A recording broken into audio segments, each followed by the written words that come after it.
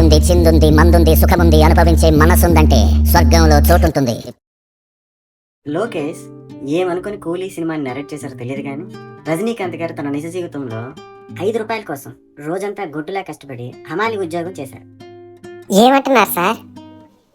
నువ్వు విన్నది నిజమే. చాలీ చాలని 5 రూపాయలు 10 రూపాయల పని కోసం హమాలి ఉద్యోగమే కాక వడ్రంగి పని, ఎడ్ల బండిని కూడా తోలాడు. మరి ఆర్టీసీ కండక్టర్ కాదా? అది కూడా జరిగింది. 1968 కర్ణాటక ఆర్టీసీ రిక్రూట్మెంట్లో కండక్టర్గా జాయిన్ అయ్యాడు. తన స్టైల్తో, మేనరిజంతో ప్రయాణికులందరినీ ఆకర్షించాడు. అంతేకాదు నిర్మలాని కూడా పడేశాడు.